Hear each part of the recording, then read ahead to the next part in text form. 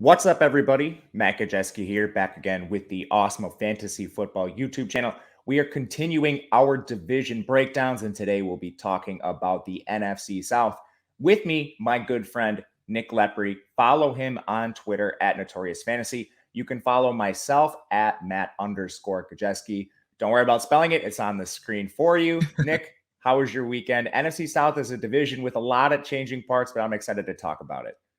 I had a pretty solid weekend, and I'm very excited to talk about the NFC South. Last week, had a fun time talking about the other divisions, but this is, while it's not as interesting, I think that there are some good talking points here, especially in terms of your fantasy football drafts.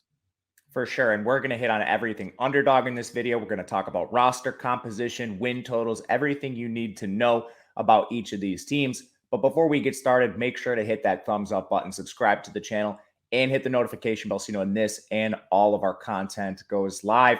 We're going to go in ascending order. So win total of the least important team all the way up to, the 2020 Super Bowl champion Tampa Bay Buccaneers. And that'll bring us to Atlanta. What do you say we dive right into this? Let's do it. I'm excited. All right. So starting with the Atlanta Falcons, they decide to go full rebuild. Their win total is sitting at just 5.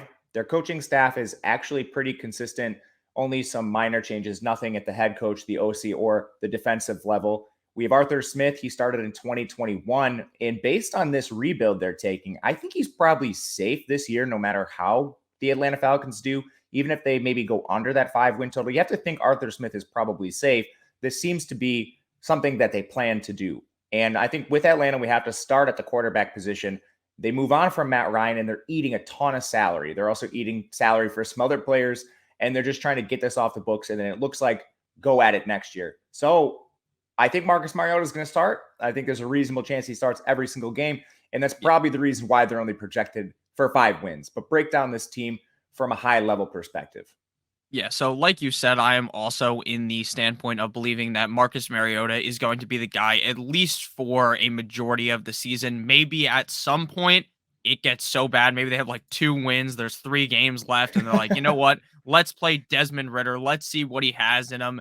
Because maybe he could be the guy. I understand he doesn't have the high draft capital, but maybe he could be the guy for maybe a couple of years. Maybe he's not the franchise guy, but let's give him a shot. I can definitely see that happening. But I just don't think Marcus Mariota is all that exciting for this Atlanta Falcons team. They lose Calvin Ridley because he decides to just gamble on some games. But, I feel him. I understand that. I do the same thing, but I'm not in the NFL and I won't get suspended for a year for doing so. So I like Marcus Mariota as a player, but I just don't think that he's really the guy that's going to take this Atlanta Falcons team from a team that could get 5 wins to 10 wins, right? That's just not going to happen. So I think as a whole, this is a team that, like you said, Arthur Smith is definitely safe. There's no way that they hired him and 2 years later they're going to fire him because the team went full rebuild. I think he has at least one more year after this. I think this team is going to go under the 5 win total. I think they might win like 3 or 2 games. This team on paper just does not look very good. The offense is basically the only exciting thing, and the offense's quarterback is Marcus Mariota, so that shouldn't really be all that exciting at all. So the Atlanta Falcons are a team that, on paper, the offense is going to be fun to draft in fantasy football. You're probably going to leave a couple of drafts with maybe 1 or 2 players even on that team. But in terms of looking at this team as a whole, they're just really not that good. They have some pieces, and they're just not at the most important positions. They had a decent amount of draft capital last year. You mentioned Ritter. He was their 3rd-round pick, which suggests to me that if they need to play him at any point, they can, but that draft capital doesn't suggest that he's going to be on the field no matter what. Yeah. They took Drake London. I love him as a player. That's with Kyle Pitts now at the tight end position. They're 2 first-round picks the last couple of years. But overall, I'm looking at this roster, and if you were to like airdrop a quarterback into it, I think that would automatically maybe bring this team to like 8 wins. So if they take a QB next year or they sign one, I think we could be looking at a much improved team. They have a couple first-round picks on their offensive line: Chris Lindstrom, Caleb McGarry, some draft capital spent in guys like Matt Hennessy as well. And then on defense, it's not complete, but they have some solid players. They drafted Arnold Ebiketie on the defensive line. I like him as a prospect. You have 2 linebackers with some good draft capital in Rashaan Evans and Deion Jones. In the back end, A.J. Terrell has first-round draft capital. Casey Hayward's a strong veteran. Isaiah Oliver's the guy they took fairly early in recent drafts. Even Kendall Sheffield, Jalen Hawkins, these are all players that have day 1 or day 2 draft capital on their defense. No, they haven't all quite put it together. But I think in the future, this is a team that maybe we could be looking at as a potential playoff contender as long as they get the QB right. And the way it looks to me is if you were to airdrop any signal caller of consequence, this team would probably be projected for 3 more wins. But ultimately, they do not have that, and that is where they are. However, this team's going to be losing a lot of games. And when we talk about fantasy, I think there is some opportunity here, considering all these players are affordable. Now, one position we didn't talk about at all where I want to get your opinion on is running back. You have a starting running back here, whether it's Cordarrelle Patterson in the bell cow role, or maybe he splits a little bit with the rookie Tyler Algier. Neither of them are going in the top 80 picks. It's a really affordable backfield. The receivers, I'm going to include Kyle Pitts in this discussion. They're not quite as affordable, but I think you could be looking at a lot of opportunity there as well. For, I guess, best ball fantasy drafts, is there anyone you have your eye on? Yeah, the biggest player that I've been looking at, I've been drafting a lot actually, is Drake London. I think that Drake London is the clear number one wide receiver here. They have Olamide Zacchaeus. They have some other options, but at the end of the day, and they have Kyle Pitts as well, right? I don't want to count Kyle Pitts out of that conversation because he's basically the number one or the number two wide receiver in this offense, depending how things go this season.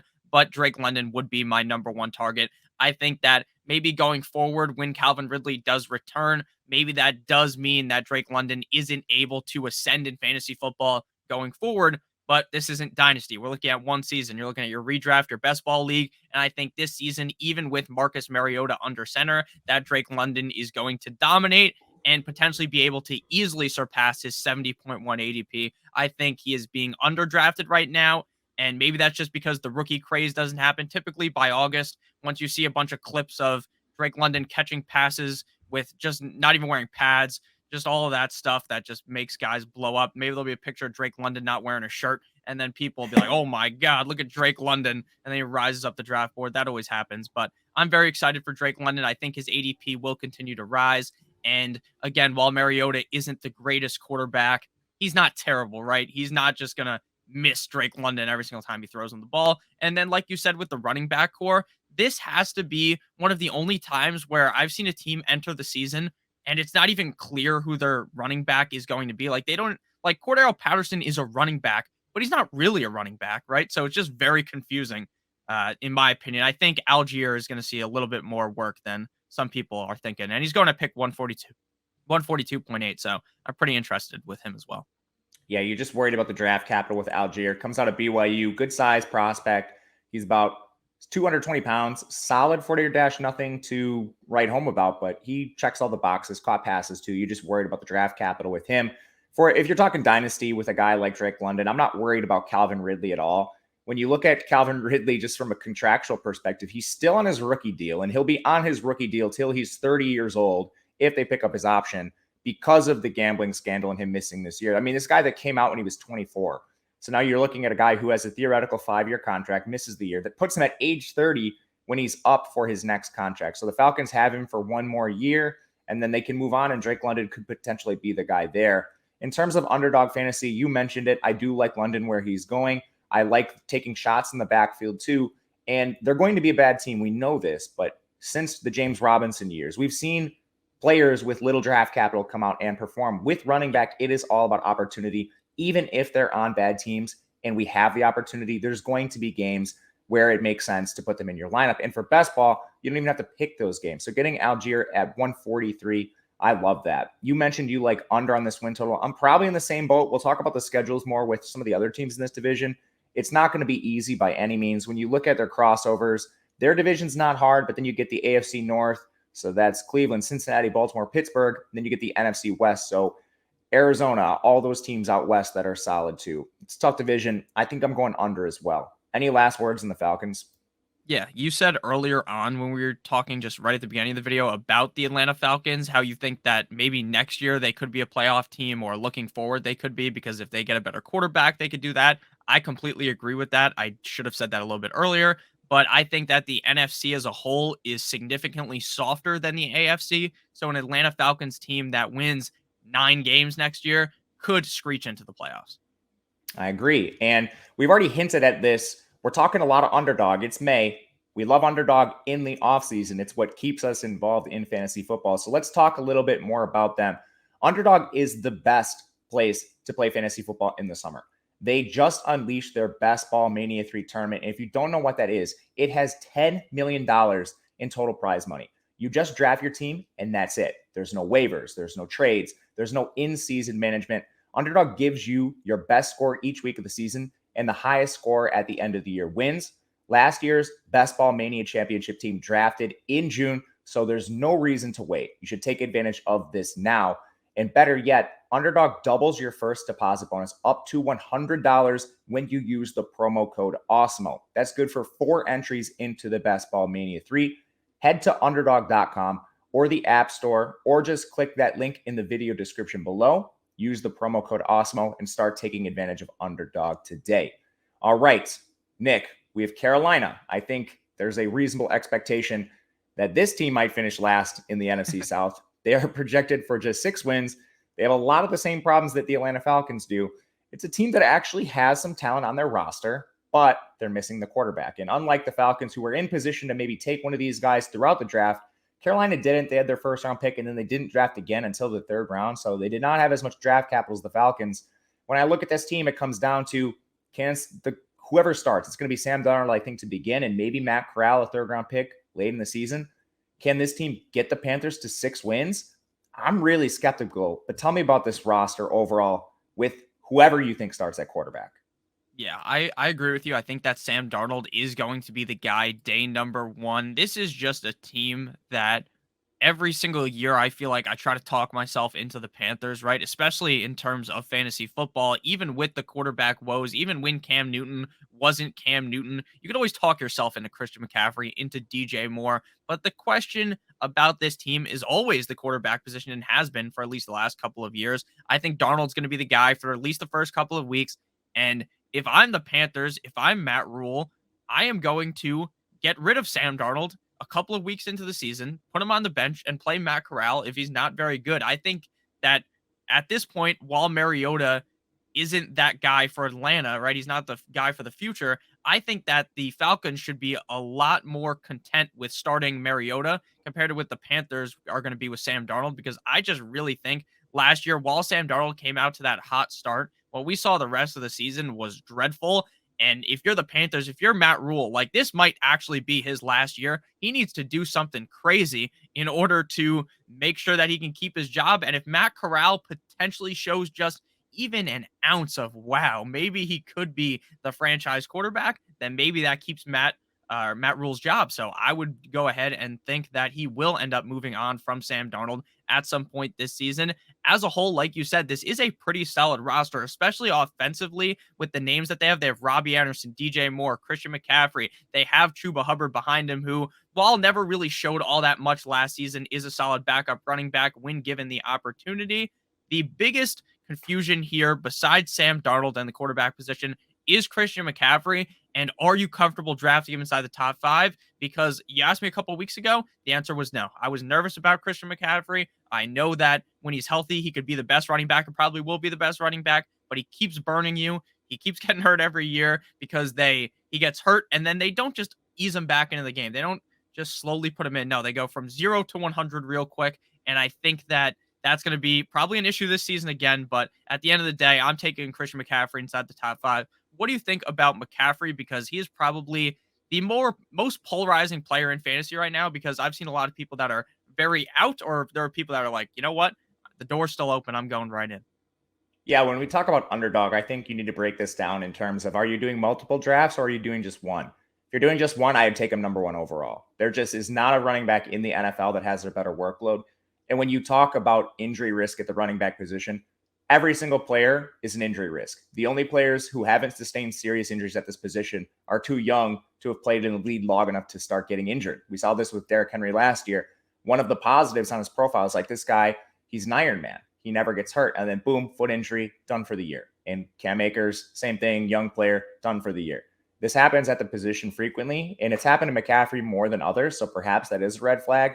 But I mean, at the running back position, especially early in drafts, you're just rolling the dice that your player doesn't get hurt. And when healthy, McCaffrey has the single best workload in all of fantasy. So I would still take him. And like you mentioned, I think it's a solid spot for whoever plays quarterback. I think you could backdoor your way into some solid games. For best ball, I'm probably not drafting Corral or Darnold outside of maybe the largest of field tournaments. because I don't know how many games they're going to play.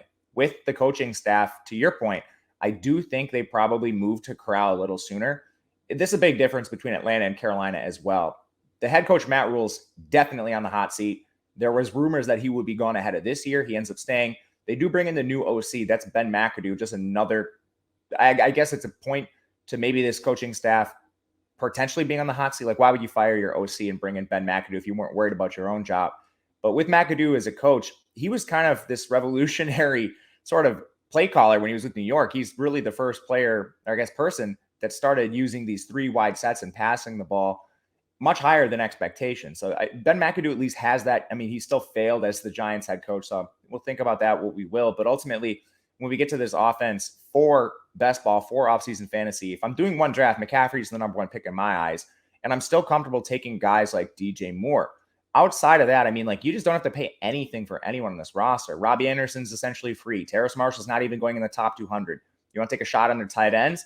I think Ian Thomas has failed so much. We probably see Tommy Tremble, former Notre Dame day 2 pick.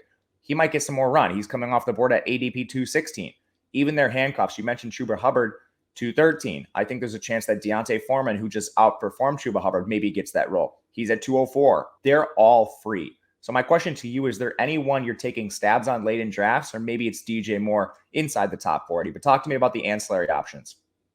Yeah, I like DJ Moore a ton. I've already done a bunch of drafts, and I've left a lot of drafts with DJ Moore. But outside of the obvious, the Christian McCaffrey, the DJ Moore, I like Terrace Marshall. I think coming out of college, Terrace Marshall showed a lot of skill. He didn't do much last year, right? He wasn't some crazy option. But I think that this year, maybe if Robbie Anderson plays like he did last year, which wasn't amazing, that Terrace Marshall could eclipse what Matt Rule or what he did last year. I think Terrace Marshall is a pretty talented player.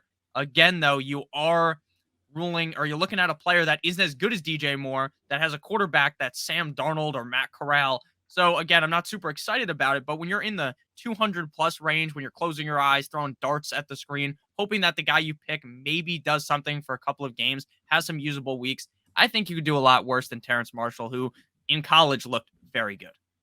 Yeah, he played in that same receiving core as Justin Jefferson and Jamar Chase. He was actually the highest recruited member of that receiving core, believe it or not. But I guess to round all this out, looking at the rest of the roster, I don't think it's quite as solid as Atlanta. So again, if you were to airdrop a QB, like a solid starter, maybe we could use Baker Mayfield as an example. If you were to put Baker Mayfield in either of these offenses, I think Atlanta would be the better team. When you just look at Carolina, they spent so much of their draft capital in trades. I mean, they trade a day 2 pick for CJ Henderson. And CJ Henderson, he's a former first round pick out of Florida, but he definitely didn't play up to that. So now in their back end, you have CJ Henderson, Dante Jackson. They spent a first rounder on JC Horn. They also bring in Xavier Woods last year. I mean, these are solid players, but I don't think there's anybody you're super excited about. On the defensive line, they have Brian Burns. They spent a day 2 pick on Yetur Gross-Matos out of Penn State last year. Those are solid players too. But I mean, Brian Burns is kind of wasted with all the talent they have surrounding him on defense. And to me, their biggest hole altogether is their offensive line. So sure, you have DJ Moore, you have Robbie Anderson, Terrace Marshall, Christian McCaffrey, solid options around the QB, but can they even get enough protection to have Sam Darnold? Or, Matt Corral's the guy that got injured in their bowl game. Like, these players will be under pressure almost certainly. And I love Ike Ekwonu as their first round pick, but man, he's just one player and they do not have solid options outside of Ike Ekwonu. I do think Carolina is a worse team than Atlanta, just overall. I would take the under on this win total again. It's only 6. To be honest with you, they're both stayaways for me. But if I were just picking a side, it would also be under. This team has a lot of holes. Yeah, any team with Ben McAdoo doing anything, I'm fine betting the under on, if I'm being honest with you. I think that if you gave the Panthers 5 wins and the Falcons 6 wins, I'd bet the under both. Like, either way, right? You flip it around. I don't really care. I think the Panthers are going to go under. I think they're going to be a bad team. I think they might be one of the worst teams in the NFL, and Matt Rule is going to get fired because he just really hasn't done much as the Panthers head coach. And look, we see coaches that try to extend their careers by drafting young quarterbacks. Doesn't always work. Look at the Chicago Bears with Justin Fields, and we'll talk about them later. And man, I have thoughts on that team. But let's go to this. Let's go to the Saints next. Talk about some positives from this division. The Saints are a solid team. They are projected at 8 wins, which is solid in comparison to some other teams in this division. They do play the tough schedule. We mentioned their crossover teams are fairly difficult. You get the AFC North, NFC West again, and the Saints are playing a second place schedule. So they're going to be taking on fairly decent one-off teams. They get the Eagles in the one-off. They get the Vikings. Those are some difficult games compared to what the Falcons and Panthers get. And then the Saints also lose a home game, which they're playing in London against the Vikings. So definitely a harder schedule for the Saints. They have a change in head coach. It's not the biggest change when you look at it overall. Dennis Allen gets promoted for defensive coordinator. They lost Sean Payton, but you're going to have a lot of continuity still with Dennis Allen just getting the promotion. OC is still Pete Carmichael. He's been there since 2009, so not much change. DC, they also had 2 in-house promotions, Ryan Nielsen and Chris Richards. They're going to be co-defensive coordinators. They were both coaches on the staff last year among the positional groups, so they do have the changes, but I'm expecting this to look a lot like the Saints that we saw last year. Do you view this kind of the same way as me, or do you think this is going to be a drastically different offense? No, I think this is going to be a pretty similar offense, at least when we were looking at the Saints last year when Jameis was the starter compared to when Taysom Hill was getting games, when we saw Ian Book. That guy was amazing. But Notre besides Dame, love that, him. yeah, shout out Ian Book. But the Saints last year weren't amazing, but I think that they're going to be pretty similar this year. I don't think losing Sean Payton is this end-all, be-all for the New Orleans Saints. I don't think that's going to sink the ship Titanic style. I think they're going to be just fine. And I think that their addition in the draft of Chris Olave, as well as bringing in Jarvis Landry. There's a lot of noise about how Jarvis Landry is trying to recruit Odell Beckham Jr. Who knows how impactful that will be for actually them bringing him in, and how impactful he will be for the team, because, he's probably not going to play more than half the season, right? Because he tore his ACL in the Super Bowl. But the New Orleans Saints now are a very solid roster, at least offensively. And something to bring up is, do you believe that Alvin Kamara will be suspended or not? Because that is something that has completely left my brain, but people have brought it up to me. It's so hard to project these things, like, especially having no background in like law, anything like this. And looking at the way the NFL has treated some suspensions, I don't think it's been consistent. So it's really hard. Right now, I'm just drafting Kamara at ADP. So I'm trying to get some of him, but I'm really not trying to take a stand in case he gets suspended or whenever he falls. That's when I'm grabbing him. But based on this approach right now, I'm going to be underweight on the field just slightly until we get this news. So this is kind of my offseason approach with Kamara. Obviously, when we get that information, it's going to be a lot more impactful. But for fantasy, I mean, you talk the suspension. Does that make Mark Ingram one of the better picks late round? He's coming off the board at pick 212 on underdog. I don't Yeah, know, like, who is there anyone to compete with him? Tony Jones? I don't see it. I think Ingram's the clear handcuff, and he's so cheap right now. Yeah, Ingram is the clear handcuff. They have, like you said, Tony Jones. They have Dwayne Washington. While Mark Ingram isn't Mark Ingram of maybe 4 or 5 years ago, right, where you might think, oh, this is a pretty solid starting running back in the NFL. He's not a schlub, right? He's not just super old. He's not like Frank Gore in his last leg, right, the last couple of years ago. But And yeah, that I guy, think even Frank Gore had value at that time. Like for best ball, he was not a guy you wanted for season long, but whenever he fell in the end zone and you drafted him so late, that's productive for best ball. That could be Ingram. Yeah, but I think Ingram has a little more juice, is kind of what I'm saying, than Frank Gore did right at the end there. I think that Ingram is a pretty solid pick. Now, again, I'm not a lawyer. I'm not someone who knows any of these things. So maybe Kamara doesn't even get suspended, right? There's still that possibility. So then maybe it's a swing and a miss on Ingram. But if Kamara does get hurt, then Ingram is one of the bigger values, because Ingram's going to have games even when Kamara is healthy where he just bulldozes his way into the end zone, right? Because Kamara and Ingram are they're built way differently, right? Ingram's a bigger guy. Kamara's a little smaller. I think that Ingram is still worthy of a pick at pick 211. And if Kamara was to be suspended, then if it's 3-4 weeks, you might see 4 amazing games out of Ingram, which is impossible to find at pick 200 plus. So I agree with you. I like Ingram a lot. Yeah, he's your last round pick. So I'm taking him a lot right now, at least. Even if he ends up being the pure handcuff, Kamara plays all 17 games. I think you're still happy with Ingram, who operates a little bit as a change of pace. I don't think he's just a stone zero in terms of standalone value if Kamara plays every game either. But let's talk the receivers. This is going to be a hot debate this offseason. Michael Thomas is coming off the board extremely late. And I know you're a person that really likes Michael Thomas. You can get him at pick 61, which is pretty ridiculous. Chris Olave, he's coming off the board at 94. Jarvis Landry's at pick 139. I think there's still going to be some adjustment to Jarvis Landry. We're recording this pretty quickly after the signing, so I don't think his ADP is quite adjusted yet. But to me, if I am picking anyone on the Saints offense, I'm either trying to get Michael Thomas as the number one, or I'm trying to just pay and get Jarvis Landry as the cheapest receiver. Olave is the only guy that doesn't have a sample size here. And when you look at the big five receivers coming out of college, I'm talking in the draft. So Drake London, his teammate Garrett Wilson, Burks, you know the drill. I think Olave was the worst of the five. If you just look at yards per route run, he wasn't even close to being in that top tier. So a guy that has question marks, he doesn't have great size. I'm trying to take the players that have proven it in Thomas and Jarvis Landry. Do you think a little bit differently than me, or where are you at on these receivers?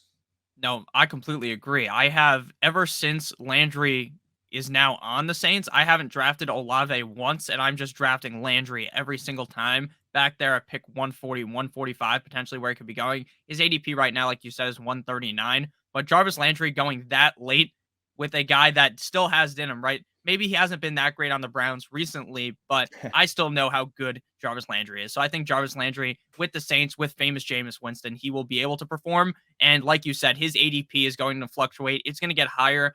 And I wouldn't be surprised at all. Well, maybe I would be because there's always the rookie hype. But would you be surprised if Landry was getting drafted ahead of Olave in August? I don't think it'll happen. I think it should happen, though. Yeah, I agree with you. There's always the rookie hype, though. That's kind of what's going to stop him, right? Because people always have these fantasies of, oh, what this guy could be. He's the next Justin Jefferson. He's the next blah, blah, blah. So I think Michael Thomas is also a guy that I'm targeting very heavily. Like you said, I have him ranked very high. If he does play 15, 16, 17 games, it wouldn't surprise me at all if he finished in the top 5.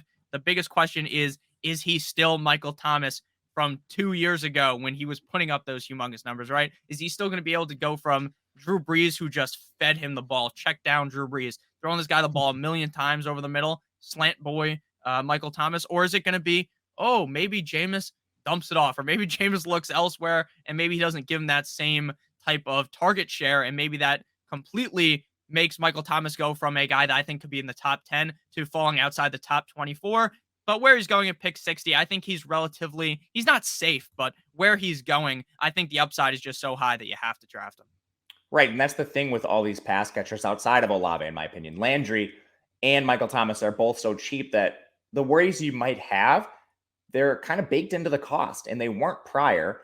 Like Michael Thomas last year, you still had to take him in the top 40, and he ended up not playing. So it was a huge loss, and people remember that, and they've been burned by that.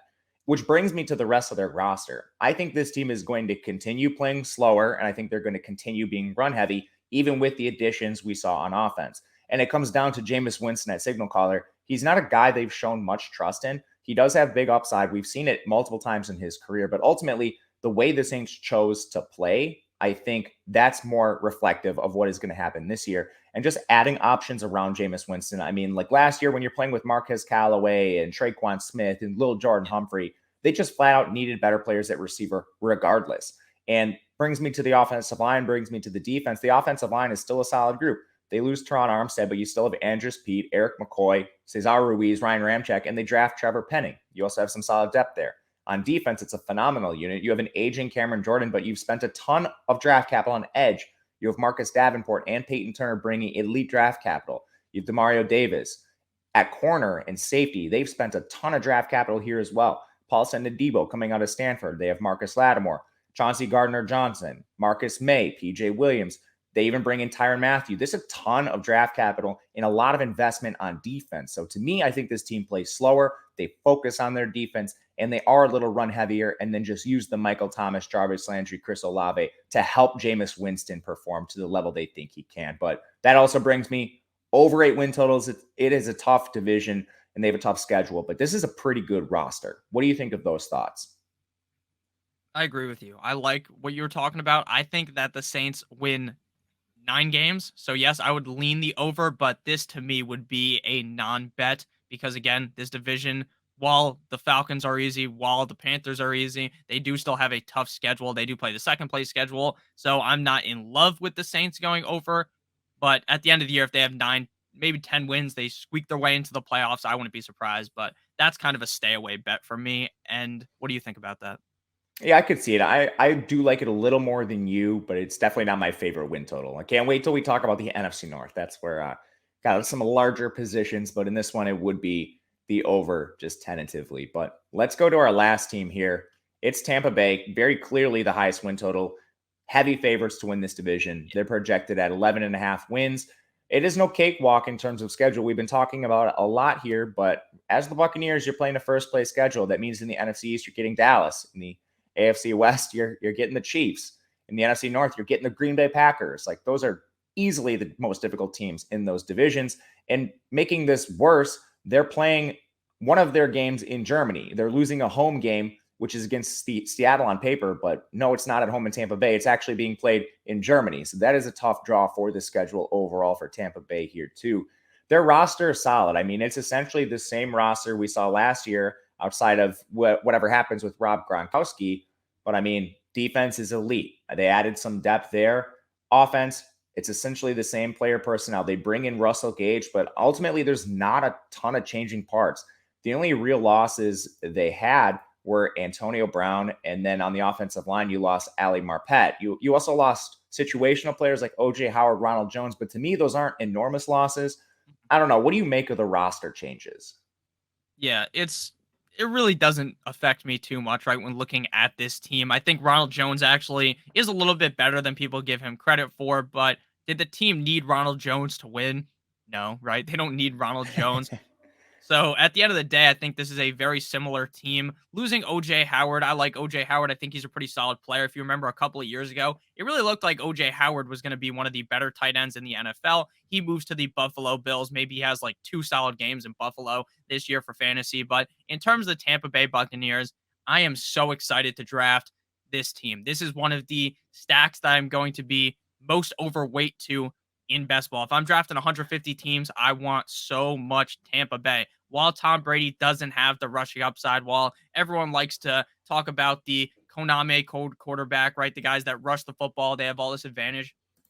You want to know who really has advantage at the quarterback position? A guy who's going to throw the ball 7 million times like Tom Brady. A guy who's going to throw a lot of touchdowns and not a lot of interceptions and a lot of yards and is going to get like 2 rushing touchdowns because he just runs it in on the goal line. At the end of the day, this is one of my favorite teams in the NFL. I think they're probably going to win another Super Bowl before Tom Brady is out of there. Who knows how long Tom Brady has left, but I think the Tampa Bay Buccaneers on paper are amazing. And like I said, the Tom Brady, Mike Evans, Chris Godwin stack is really easy to get.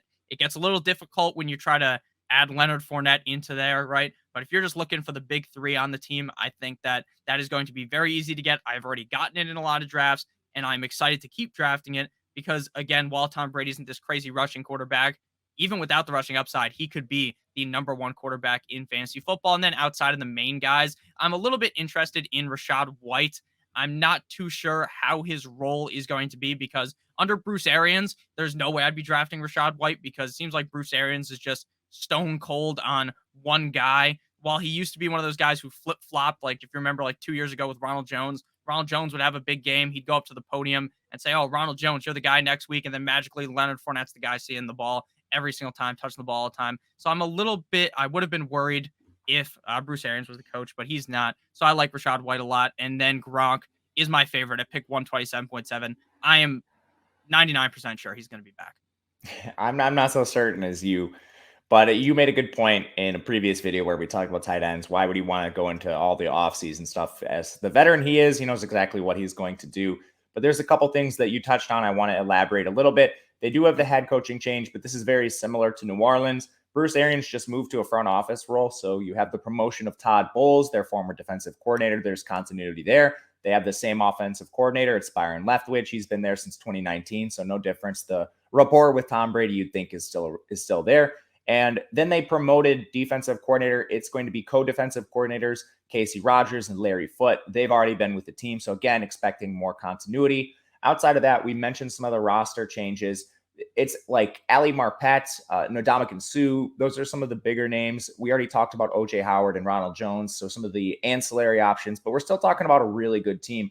And they've bolstered the positions they've lost. They take like Luke Gedeke out of Central Michigan on day 2 for the offensive line. They take Logan Hall on the defensive line to sort of bridge the gap between losing Ndamukong Suh and, playing alongside Vita Vea. So they have done a good job replacing those positions. I think you already broke down some of the stacking options for underdog fairly well because of the injury to Godwin. And he tore his ACL a little earlier in the season compared to guys like Odell Beckham. So there's a chance he plays all the games. There's also a chance he misses a couple, but I don't think we're looking at an extended absence for Godwin. Either way, that's pushed his ADP down. He's just barely going inside the top 50. So if you do want to double stack Evans and Godwin, it's very affordable. But I also like Cameron Brate for the same reasons you like Rob Gronkowski. Tight end might be one of the weakest positions on this team. And they made some interesting moves in the draft that were kind of curious to me if you are certain Rob Gronkowski's coming back. They drafted 2 tight ends in Cole Keft from Minnesota. He's essentially a blocker. And Cade Otton out of Washington, who's a little more of a receiving threat. But my question is, why would you draft 2 tight ends if you're certain Gronk's coming back? Because one of these guys is going to end up getting cut if that's the case.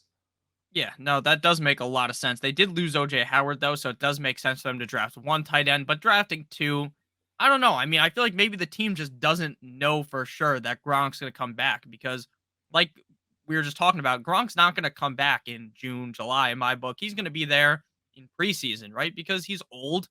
He's played a million games. He doesn't want to get hurt. So just show up in August. Tom Brady will call you up. You go in there. You play football. You don't even have to, according to Gronk, he doesn't even watch tape. Brady just tells him what to do. So it's really not that difficult if you're Rob Gronkowski. You just show up in August. You play some football. You maybe win another Super Bowl. So I think Gronk will be back. If he's not, then the amount that I've drafted him will look quite foolish. But, same thing happened to me with Michael Thomas last year. So it is what it is. You made the decisions with the information that was available to you. And if you get Gronk, 16, 17 game Gronk at pick 128 in ADP, where he's coming right now, you're going to have a lot of league winning scores from Gronk in that position. So I don't fault you whatsoever for that. It's just a risk reward proposition. We're all working with the same information. Last question here. How about Russell Gage? They signed him to a pretty hefty deal. He's coming off the board at pick 99 in ADP. That might not be enough. What do you think about Russell Gage? Yeah, I think that his ADP is slightly too high. Now, I do have a lot of Russell Gage because, again, I'm drafting the Tom Brady stack very heavily. So if I miss out on Godwin, Evans, I'm just fine drafting Russell Gage. I think he's the clear number 3 guy there. Definitely a huge downgrade from what Antonio Brown was before he took his jersey off, ran away up against the Jets. Russell Gage, clearly not the player that Antonio Brown is, even though Antonio Brown's kind of off the rocker at this point. But Russell Gage is still solid. And I think that he's clearly better than Rashad Perryman, Cyril Grayson, the other players that they have there whose names are escaping me. But yeah, it seems like Gage is the clear number 3 guy. So I'm fine drafting him inside the top 100. He's definitely going to have his games. But if we are talking about, say, we're talking about underdog right now. If we're talking about regular fantasy football, I'm not too sure I'm excited about Russell Gage because how often are you going to want to start the wide receiver 3 on a team? Like, how are you going to know when to do that unless there's an injury? Whereas in best ball, the computer just puts him in when he has the big game. I'm with you on that. I like Gage in best ball specifically for the reasons you mentioned. But last thing here, win total 11.5. This is a stay away from me. If I were betting it, it'd probably be towards the over just because how complete the roster is. But there's not a lot of room for error if they have any sort of injuries, anything like that. This could be a team that goes under. So I would rather avoid this bet. But where are you at on the 11.5 wins? Yeah, I would go over. I think this is probably the second best team in the NFC. I think the best team is the Rams. What a hot take that is, right? The Rams are the best team in the NFC, but I really think that they are. I think that the Tampa Bay Buccaneers are going to be close again. Like you said, there are changes on this team. There's not the exact same copy-paste team from last season, but with what they lost, they filled the roles in a way, and this is definitely still one of the better teams in the NFC, which is as a whole softer division. I think that if I was to bet anything on the Bucs, I might be eating the juice and just say, you know what, they're going to make the playoffs. I think over 11.5 though. If you wanted to lean over or under, I'm definitely going over. I think they win either 12 or 13 games. But again, if something does happen, like Brady gets hurt, then everything goes down. But you can't assume that for any team, right? You can say that about any team, except the Panthers and the Falcons. Yeah. Their win totals probably don't change. But yeah, my favorite win total bet of the day was the Saints. Don't love any of them, but if I were betting any of these, it would be the Saints over 8 wins. But that'll do it for us today. Before we head out of here, in the comment section, let us know who you think wins the NFC South, who we maybe have too high, who we have maybe too low, and the players that you love drafting on Underdog Fantasy. He is Nick Lepri on Twitter at Notorious Fantasy. I am Matt Gajewski on Twitter at Matt_Gajewski. Thank you guys for watching, and we'll continue these throughout the week, so make sure to stick around for more divisional previews.